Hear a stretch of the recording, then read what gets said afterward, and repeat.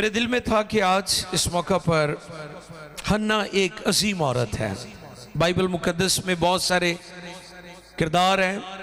मैंने मुकद्दसा मरियम के ज़ात और हस्ती पर भी आपके दरमियान कलाम में से खिदमत की थी कि वो एक अजीम तरीन हस्ती थी जो हमारे खुदावंद को दुनिया में लाने का वसीला बनी। नो डाउट कि मरियम की जो शख्सियत और किरदार है वो बहुत बुलंद है। उसके बारे में जो पैगाम दिया गया था कि अब से ज़मानों तक, दुनिया तक, जब तक दुनिया है, हर ज़माने में लोग ए मरियम तुझे मुबारक कहेंगे। हालेलुया। ये बहुत बड़ा इस्तेकाक था मुकद्दसा मरियम के लिए कि वो हमारे खुदावंद को दुनिया में लाने का वसीला ठहरी। बाइबल में बहुत सारी अजीम औरतों का जिक्र है, उनकी स्ट्रगल, उनका किरदार, उनकी ज़ात, उनकी जांफशानी, उनकी खुदा के लिए वफादारी। जहाँ पर हम बाइबल मुकद्दस में हम बड़े बड़े अजीम किरदार देखते हैं, उसमें अंबिया अकबर, अंबिया असगर और बड़ी बड़ी मुकद्दस हस्तियों का जिक्र है बाइबल मुकद्दस पुराने अहदनामा में और नए अहदनामा में। तो वहाँ पर अजीम तरीन औरतों का भी जिक्र है और उन औरतों में एक अजीम तरीन औरत है, ग्रेट वुमेन है, उसका नाम है हन्ना। उसकी ज़ात और शख्सियत के ताल्लुक से मैं आपके दरमियान खिदमत करना चाहता हूँ। कलाम खुदा में से शमूएल की पहली किताब है, मेरे साथ देखिए। पुराने अहदनामा में से शमूएल नबी की मार्फत खुदा का कलाम है। शमूएल नबी की पहली किताब है और उसका पहला बाब और उसकी पहली 8 आयात जो है वो मैं आपकी खिदमत में खुद तिलावत करूंगा। और अगर भाई आसिफ के पास माइक है तो बराए करम उन्हें दे दें। चलें, थैंक यू। आसिफ भाई हमारे लिए कलाम के हिस्से को पढ़ने में रहनुमाई फरमाएंगे। हवाला थोड़ा लंबा है लेकिन आप ध्यान से सुने। हमारे जहाँ इस जगह पर इकट्ठे होने का जो मकसद है वो खुदा के हज़ूर शुक्रगुजारी करना है और ख़वातीन की जो उनका किरदार है या उनकी जो शख्सियत है उसके बारे में गौर करना है। तो आओ देखें कलाम खुदा में से हन्ना एक अजीम औरत है, उसकी शख्सियत और किरदार और ज़िंदगी पर हम एक लम्हा के लिए गौर करेंगे। आओ देखें खुदा के कलाम में से पहला शमूएल जी पहले बाब की पहली आयत से लेकर 8वीं आयत तक। इफ्राइम के कोहिस्तानी मुल्क में रामातियम सोफियम का एक शख्स था जिसका नाम अलकाना था। जी वो इफ्राइमी था और यरूहाम बिन अल-यहू बिन तोह बिन सोफ का बेटा था। उसके 2 बीवियां थी, एक का नाम हन्ना और दूसरी का नाम फिन्ना। और फिन्ना के औलाद हुई पर हन्ना बे औलाद थी। ये शख्स हर साल अपने शहर से सैला में रब्बुल फौज के हुजूर सिजदा करने और कुर्बानी गुजरानने को जाता था। और एली के दोनों बेटे हुफनी और फिनहास जो खुदावंद के काहिन थे वही रहते थे जी। और जिस दिन अलकाना ज़बीहा गुजरान था वो अपनी बीवी फिन्ना को और उसके सब बेटों बेटियों को हिस्से देता था, पर हन्ना को दूना हिस्सा दिया करता था इसलिए कि वो हन्ना को चाहता था। लेकिन खुदावंद ने उसका रहम बंद कर रखा था और उसकी सौत उसे कुड़ाने के लिए बेतरह छेड़ती थी क्योंकि खुदावंद ने उसका रहम बंद कर रखा था। और चूँकि वो साल बसाल ऐसा ही करता था जब वो खुदा के घर जाती, इसलिए फिन्ना उसे छेड़ती थी। चनाचे वो रोती और खाना ना खाती थी। सो उसके खावंद अलकाना ने उससे कहा, ए हन्ना तू क्यों रोती है और क्यों नहीं खाती और तेरा दिल क्यों असुरदा है? क्या मैं तेरे लिए 10 बेटों से बढ़कर नहीं? आमीन। थैंक यू भाई जी। पाक कलाम के पढ़े, सुने, समझे और कबूल किए जाने पर खुदावंद की बरकत। सब कहें आमीन। सबको आवाज़ आ रही है मेरी? आप कलाम सुनने के लिए तैयार हैं? ज़ोरदार तालियों में कलाम को वेलकम करें। हन्ना एक अजीम औरत, औरतों का आलमी दिन है, इंटरनेशनल वुमेंस डे है जो कि पाकिस्तान और दुनिया भर में सेलिब्रेट किया जा रहा है। और हम औरत की असमत को सलाम पेश करते हैं इस मौका पर। आमीन। मैं आपकी खिदमत में कलाम के इस हिस्सा को जो अभी तिलावत किया गया है, हन्ना के बारे में चंद एक नुकात जो हैं, पॉइंट्स जो हैं, वो शेयर करूंगा। हन्ना का किरदार, ये औरत खुदा के साथ चलने वाली औरत थी। क्या ही खूबसूरत बात है कि ये खुदा के साथ चलने वाली औरत थी। आप इसकी जिंदगी से गौर कर सकते हैं कि वो खुदा की हैकल में जाती थी। खुदावंद की प्रस्तिश करना, खुदावंद की इबादत करना, खुदा के हुजूर झुकना इस अजीम औरत को पसंद था। और ये मुबारक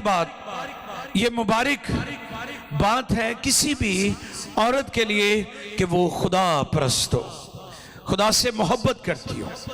वो खुदा से भी मोहब्बत करती थी, वो अपने शोहर से भी मोहब्बत करती थी। वो खुदा की ताबे फरमान थी, वो अपने शोहर की भी ताबे फरमान थी, और वो खुदावंद की हैकल और उसकी प्रस्तिश और उसकी इबादत किया करती थी। एक बड़ी गौर तलब बात है जो मैं भाई आसिफ के साथ शेयर कर रहा था कि समटाइम खुदा हमारी बरकत को कुछ वक्त के लिए रोक देता है। इसका हरगिज़ मतलब नहीं कि खुदा वो बरकत हमें नहीं देना चाहता। कि लोग कहते हैं ना, ओ यार इसको बाकी सारा कुछ है, कुछ क्यों नहीं है ना? आपने देखा होगा, ओ यार इसको तियां ही ने, इन्हों पुत्र ही चल एक खुदा दे देंदा। इस तरह की गुफ्तगू लोग करते हैं। या जिसके औलाद ना हो उसका कि चल इन्हों धी ही दे देंदा ते तियां माड़ियां होंदियां ने, है ना? इस तरह के लोग गुफ्तगू करते हैं। क्यों करते हैं ऐसी गुफ्तगू लोग? उनके लिए यह मेरा मैसेज है, सुने गौर से। लिखा है खुदा ने उसका रहम बंद किया हुआ था। यह बड़ी गौर तलब बात है। खुदा ने उसका रहम बंद किया हुआ था। वो बांझ नहीं थी। खुदा ने उसकी बरकत रोकी हुई थी कुछ वक्त के लिए। और आज मैंने दुआ रोज़े की इबादत में यह बात सिखाई है कि अगर हमारी दुआ में कुछ वक्फा आ जाए ना जवाब में, तो आपने परेशान नहीं होना कि शायद खुदा ने मेरी दुआ को नजरअंदाज कर दिया है। आपकी दुआ का अगर जवाब नहीं आया, उसमें वक्फा आया है, ब्रेक आई है, क्योंकि खुदा आपको तरबियत कर रहा होता है। इससे पेशतर के वो बरकत आपको मिले, खुदा उसके लिए आपको तैयार कर रहा होता है। इस जगह पर आपने पढ़ा 5वीं आयत में, मेरा ख्याल लिखा है 4 या 5वीं आयत में, कि खुदा ने उसका रहम बंद रखा हुआ था। यानी खुदा ने उसकी औलाद की जो बरकत है उसे कुछ वक्त के लिए, जो खुदा का टाइम फ्रेम था, खुदा ने अपने टाइम फ्रेम पर काम करना था।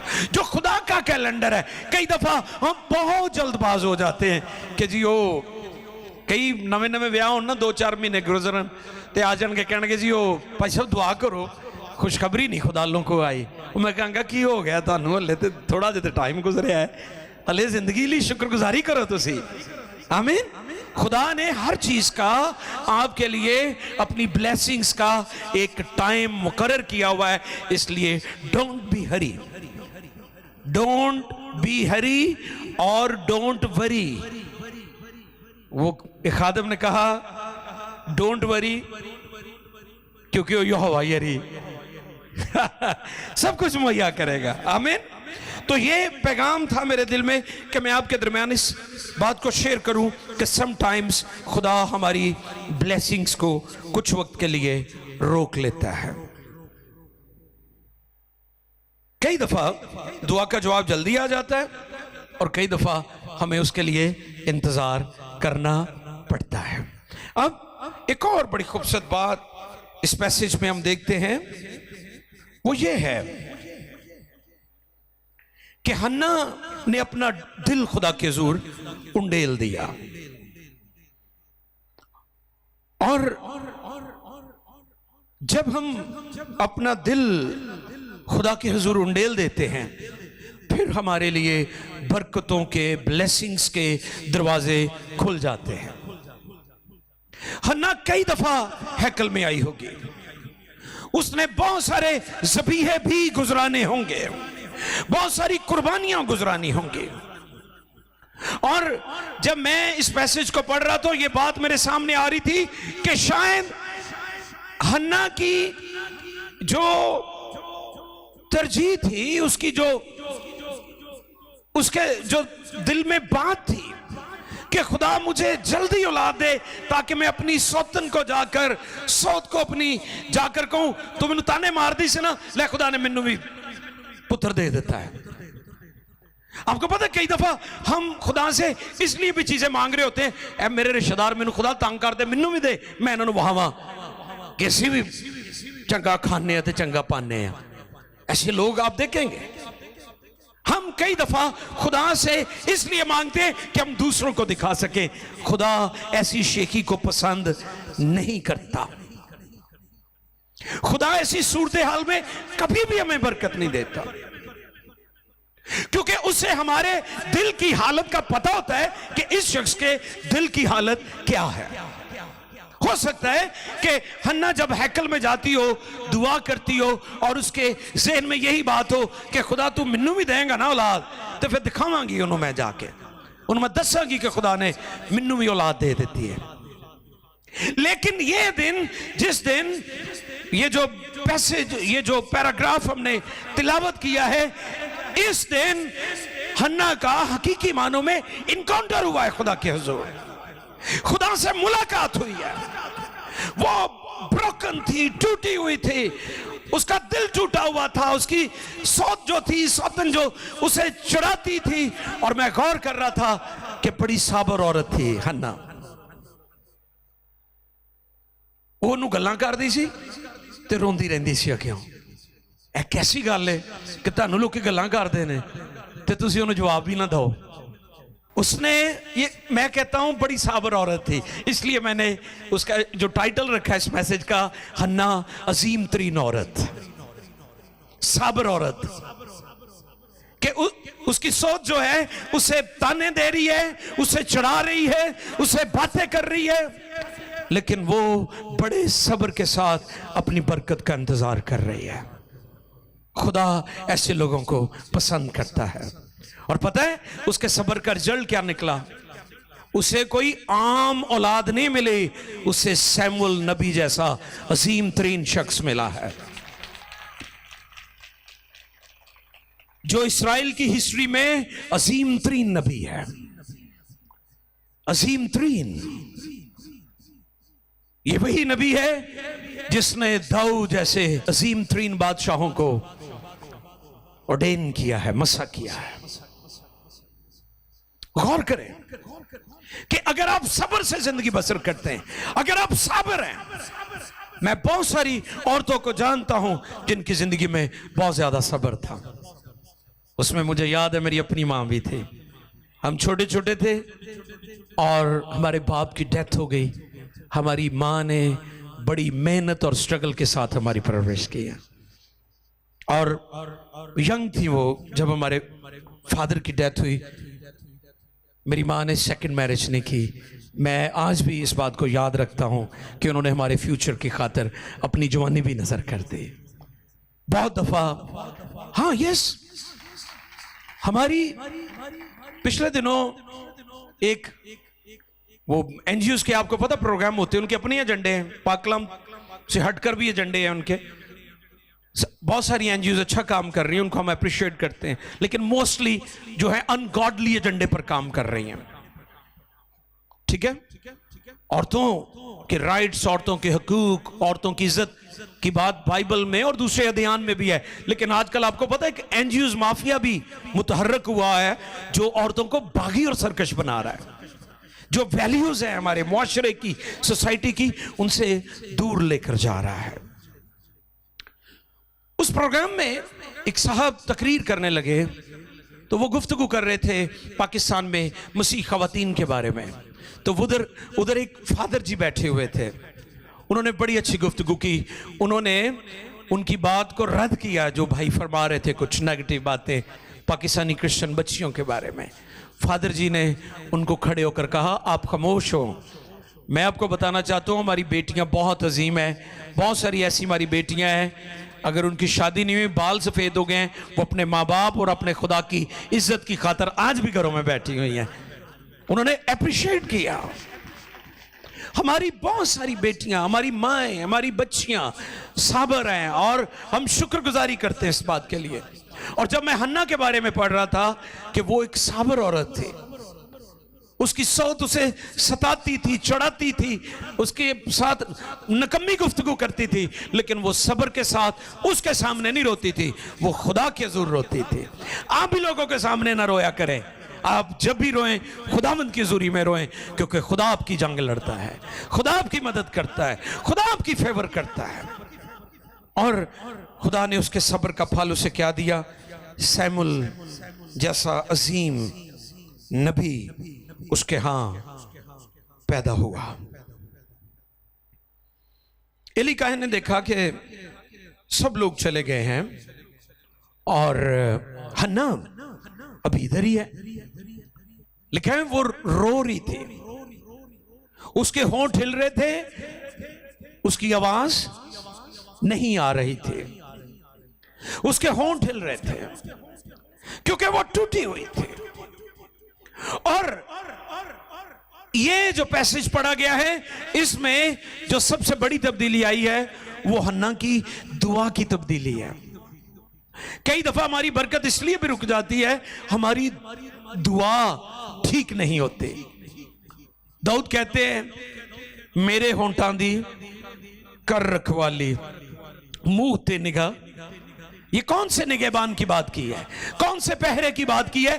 खुदा के कलाम का पहरा। जब आपके होंठों पर, आपके मुंह पर कलाम का पहरा होगा तो आप फक्त वही दुआएं करेंगे जो कलाम के मुताबिक है, वो दुआएं कभी नहीं करेंगे जो कलाम से हटकर है। हन्ना की दुआ उस दिन तब्दील हो गई जिस दिन उसका हकीकी मानों में इनकाउंटर हुआ। उसकी पहले दुआ कुछ और हो सकती है, लेकिन इस दिन वो ये कहती कि खुदा तू मुझे औलाद देगा तो वो औलाद मैं तुझे ही वापस दे दूंगी। ये दुआ ने उसकी जिंदगी में हलचल मचाई है। ये दुआ है जिसका जवाब आया है। खुदा ईमानदारों को इस लेवल पर लेकर आना चाहता है कि जब वो दुआ करें तो वो कलाम के मुताबिक करें। क्या कह रही है वो? कि जो औलाद तू मुझे देगा वो मैं तुझे ही तेरी खिदमत के लिए, अब इतनी देर के बाद औलाद मिलनी है और वो भी खिदमत लिए दे देनी। खिदमत के लिए सिर्फ घर में रख के नहीं दी, हैकल में ही छोड़ गई। और जब खुदा ने उससे बरकत दी तो लिखा है कि उसने उसे दूध पिलाया और जैसे दूध छड़ाया गया वो उस बच्चे को जी किधर ले आई? हैकल में। शाबाश, मेरी बहनें तवज्जो कर रही हैं। कहां ले आई? हैकल में ले आई। आपको पता है यहूदी औरतें 6 साल तक बच्चों को दूध पिलाती थी। कितना? 6 साल तक। अब 6 साल का बच्चा है और इतने सालों बाद मिला है, इतनी दुआओं के बाद मिला है। इस कदर उसकी तहकीर होती रही, इस कदर उसने बातें सुनी, इस कदर उसने सब्र का मुजाहरा किया। और जब वो बच्चा मिला है, हन्ना इसलिए भी अजीम तरीन औरत है कि उसने जो खुदा के साथ कमिटमेंट की है वो उसके ऊपर पूरी उतरी है। वो उस बच्चे को 6 साल के बाद हैकल में छोड़कर चले गए, खुदा की खिदमत के लिए। खुदा की नजर कर दिया उसे। वो अजीम औरत है, वो अजीम तरीन औरत है। आज की औरतों के लिए मेरा पैगाम है कि जब आप मन्नत माने, जब आप खुदा के साथ वादा करें तो उस वादे पर पूरा उतरें। फिर देखें खुदा आपकी नस्लों को, आपके खानदानों को किस तौर पर बरकत देगा। हालेलुया। खुदा के जलाल के लिए जोरदार तालियां बजाएं।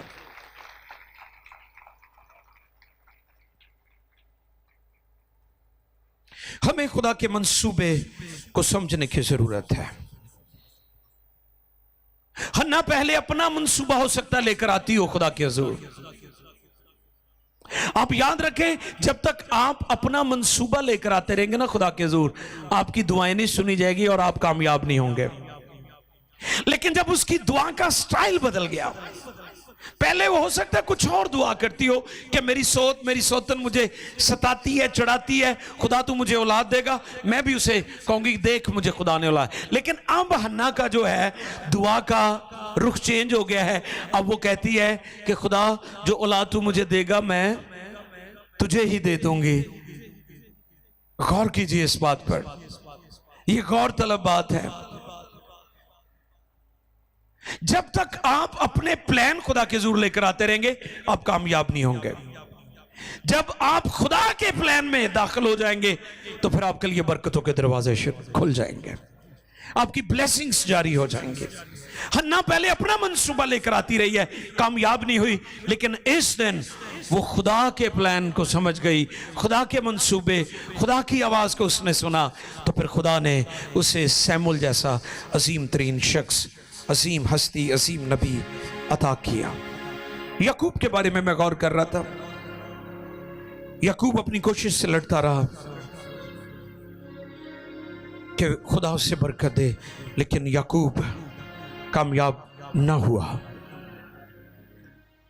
फिर खुदा से उसकी मुलाकात हुई, इनकाउंटर हुआ, लंगड़ाने लगा, और उस रात उस रेसलिंग का नतीजा क्या निकला? जो खुदा के साथ उसकी कुश्ती हुई थी, रेसलिंग हुई थी, उसका नतीजा ये निकला कि खुदा ने याकूब का नाम बदल दिया, याकूब से इसराइल रख दिया। पहले वो अपने एजेंडे पर काम करता रहा, जब वो खुदा के प्लान में आ गया वो याकूब से इसराइल बन गया। खुदा आपकी जिंदगी में बड़ा काम करना चाहता है, लेकिन आप अपने एजेंडे पर बहनों काम ना करें। खुदा को कहे खुदावंद मेरी नहीं बल्कि तेरी मर्जी पूरी हो। आमीन। फिर इसी तरह जब हम गौर करते हैं कि हन्ना को जो औलाद दी गई है वो ऑर्डिनरी नहीं है, वो बड़ी खास थी।